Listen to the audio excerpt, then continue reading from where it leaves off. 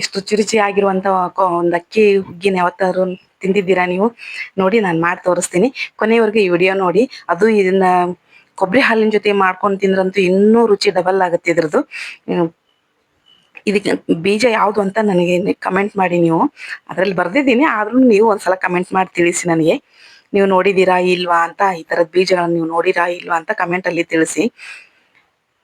ಇದನ್ನ 2 ಚಮಚದಷ್ಟು ಒಂದೆರಡು ಅವರ್ ನೆನೆಸ್ಕೋಬೇಕು. ನೆನೆಸ್ಕೊಂಡು ಆದಮೇಲೆ ಅದನ್ನ ಚೆನ್ನಾಗಿ ರುಬ್ಕೋಬೇಕು. ಆಮೇಲೆ ಈ ಥರ ನೆನೆಯಕ್ಕೆ ಇಟ್ಬಿಡ್ಬೇಕು. ಆಮೇಲೆ ಅಕ್ಕಿನ ನೆನಿಡಬೇಕು. ಇದಕ್ಕೆ ನೀವು ಸೊಸೈಟಿ ಅಕ್ಕಿ ಹಾಕಿದ್ರಂತೂ ಇನ್ನೂ ಚೆನ್ನಾಗಿದೆ. ಅಂದರೆ ರೇಷನ್ ಅಕ್ಕಿ, ನಾವು ಸೊಸೈಟಿ ಅಂತೀವಿ.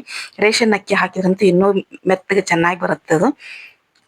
ಚೆನ್ನಾಗಿ ತೊಳ್ಕೊಂಡು 1ಕ್ಕೆ 4 ಲೋಟ ನೀರು ಹಾಕ್ಬೇಕು. ಇದಕ್ಕೆ ಒಂದು ಲೋಟ ಅಕ್ಕಿ ತೊಗೊಂಡ್ರೆ 4 ಲೋಟ ನೀರು ಹಾಕ್ಕೊಂಡು ಚೆನ್ನಾಗಿ ತೊಳ್ಕೊಂಡು ಅದಕ್ಕೆ 4 ಲೋಟ ನೀರು ಹಾಕಿ ನೆನೆಸ್ಬೇಕು.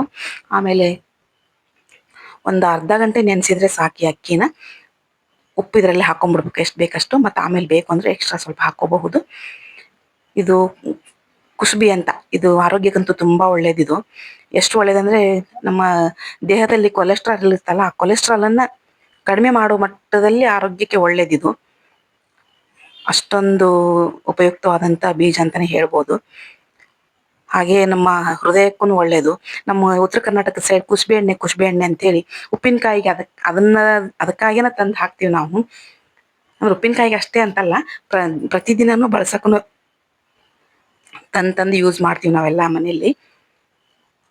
ನೋಡಿ ಚೆನ್ನಾಗಿ ರುಬ್ಕೊಂಡಿದ್ದೀನಿ ನಾನು. ಇವಾಗ ಅದನ್ನ ಹಿಂಡ್ಕೊಂಡ್ಬಿಡ್ಬೇಕು. ಇಂಥ ಒಂದು ಮಲ್ ಬಟ್ಟೆನಲ್ಲಿ ಹಾಕ್ಕೊಂಡು ಚೆನ್ನಾಗಿ ಹಿಂಡ್ಕೋಬೇಕು. ಅದೇ ಹಿಂಡ್ಕೊಂಡ್ರೆ ಈ ಥರ ಸಿಪ್ಪೆ ಬರುತ್ತೆ. ನೀವು ಬೇಕು ಅಂದರೆ ಇನ್ನೂ ಒಂದ್ಸಲ ರುಬ್ಬಿಕೊಂಡು ಹಿಂಡ್ಕೋಬಹುದು. ನಾನು ಮತ್ತೇನು ರುಬ್ಬಿಲ್ಲ, ಒಂದೇ ಸತಿ ರುಬ್ಕೊಂಡ್ಬಿಟ್ಟಿದ್ದೀನಿ. ಯಾಕಂದರೆ ತುಂಬ ಸಣ್ಣ ಆಗಿಬಿಟ್ಟಿತ್ತು ಅದು, ಹಂಗಾಗಿ ಮತ್ತೊಂದ್ಸಲ ರುಬ್ಲಿಲ್ಲ ನಾನು. ಇದನ್ನ ಎಲ್ಲ ಒಂದ್ಸಲ ನೀಟಾಗಿ ತುಂಬ ಅದರಲ್ಲಿರುವಂಥ ಅಂಶ ಎಲ್ಲ ಬರೋ ಥರ ಹಿಂಡ್ಕೊಂಡು ಎತ್ತಿಟ್ಕೋಬೇಕು. ಈ ಕಡೆ ಕುಕ್ಕರ್ ಹಚ್ಚಿದ್ವಲ್ಲ, ಅದು ಅನ್ನ ರೆಡಿ ಆಗಿರುತ್ತೆ. ಇವಾಗ ಅನ್ನ ರೆಡಿ ಆಗಿದೆ. ಅದು ನೋಡಿ, ಈಗ ಎಲ್ಲ ಇದು ಮಾಡ್ಕೋಬೇಕು, ಎಷ್ಟು ಇದಾಗಿದೆ ಅಂತ ನೋಡ್ಕೊಂಡು. ನಿಮ್ಗೆ ಅನ್ನ ಎಲ್ಲ ಒಂದೇ ಸಲ ಮಿಕ್ಸ್ ಮಾಡ್ಕೊಳಕ್ಕೆ ಸರಿ ಹೋಗಲ್ಲ ಅಂದರೆ ಒಂದು ಸ್ವಲ್ಪ ಎತ್ತಿಟ್ಕೋಬೋದು ಅನ್ನನ. ಇದನ್ನೊಂದು ಸ್ವಲ್ಪ ಮಸಿಯೋದ್ರಿಂದ ಒಂದು ಸ್ವಲ್ಪ ಚೆನ್ನಾಗಿ ಮಸ್ತ್ಬಿಡೋಣ. ಚಿಕ್ಕ ಮಕ್ಕಳಿಗೆಲ್ಲ ಅಕ್ಕಿ ಬರಬಾರ್ದಲ್ಲ, ಹಂಗಾಗಿ ಮಸ್ಕೊಂಡು ಚೆನ್ನಾಗಿ ಇದನ್ನ ಮಾಡ್ಕೊಂಬಿಡೋಣ ಇದನ್ನು. ಈಗ ನೋಡಿ, ಅಕ್ಕಿ ಹಾಲು ರುಬ್ಬಿದ್ವಲ್ಲ ಅದನ್ನ, ಅಲ್ಲ ಕುಸುಬಿ ಹಾಲು ರುಬ್ಕೊಂಡಿದ್ವಲ್ಲ ಅದನ್ನೆಲ್ಲ ಸೋಸ್ಕೊಂಡಿದ್ವಿ. ಅದನ್ನ ಇದ್ರೊಳಗೆ ಹಾಕಿ ನೀಟಾಗಿ ಮಿಕ್ಸ್ ಮಾಡ್ಕೋಬೇಕು. ಇನ್ನೊಂದು ಸ್ವಲ್ಪ ನೀರು ಹಾಕ್ಕೊಂಡು ಕಲಿಸ್ಕೊಂಡು ಮತ್ತೆ ಇನ್ನೊಂದು ಸ್ವಲ್ಪ ಕುದಿಯಕ್ಕೆ ಇಡಬೇಕು.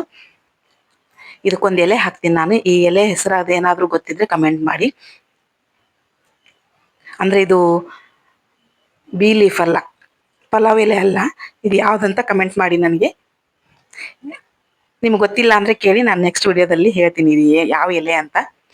ಅದನ್ನು ಹಾಕಿ ಮಾಡಿದರೆ ತುಂಬ ಅನ್ನುತ್ತಿದೆ ಅಕ್ಕಿ ಹುಗ್ಗಿ ಮಾತ್ರ. ನಾವು ಈ ಥರ ಅಕ್ಕಿ ಹುಗ್ಗಿ ಮಾಡ್ತೀವಿ. ಇದಕ್ಕೆ ಸ್ವಲ್ಪ ಬೇಕು ಅಂದರೆ ಸ್ವಲ್ಪ ಬೆಲ್ಲ ಹಾಕ್ಕೋಬಹುದು. ಇದಕ್ಕೊಂದು ರುಚಿಯಾಗಿರುವಂಥ ಒಂದು ಕೊಬ್ಬರಿ ಹಾಲು ಮಾಡ್ಕೊಳ್ಳೋಣ. ಒಂದು ಬಟ್ಲ ಕೊಬ್ಬರಿ ತೊಗೊಂಡಿದ್ದೀನಿ ನಾನು. ಒಂದು 2 ಚಮಚದಷ್ಟು ಗಸಗಸೆ ತೊಗೊಂಡಿದ್ದೀನಿ. ಒಂದು 2-3 ಏಲಕ್ಕಿನ ಸುಲಿದು ಹಾಕ್ಕೊಂಡಿದ್ದೀನಿ. ಅದಕ್ಕೆ ಚೆನ್ನಾಗಿ ರುಬ್ಕೊಂಡು ಈ ಥರ ಹಾಲು ರೆಡಿ ಮಾಡ್ಕೋಬೇಕು. ಅದಕ್ಕೆ ಈ ಅಕ್ಕಿ ಹುಗ್ಗಿ ಹಾಲು ತುಪ್ಪ ಒಳ್ಳೆ ಕಾಂಬಿನೇಷನ್ನು. ನಾವು ಇದಕ್ಕೆ ಜೊತೆಗೆ ಕರ್ಚಿಕಾಯಿ ಮಾಡಿದಾಗ ಜಾಸ್ತಿ ಮಾಡ್ತಾ ಇರ್ತೀವಿ ನಾವು. ನೋಡಿ, ಅಕ್ಕಿ ಹುಗ್ಗಿ ರೆಡಿಯಾಗಿದೆ, ಕೊಬ್ಬರಿ ಹಾಲು ರೆಡಿಯಾಗಿದೆ. ಎಷ್ಟು ಟೇಸ್ಟಿ ಇರುತ್ತಂದ್ರೆ ನೀವು ಕಳೆದೇ ಹೋಗ್ತೀರಾ. ನಿಜವಾಗ್ಲೂ ಅಷ್ಟು ರುಚಿಯಾಗಿರುತ್ತಿದ್ದು.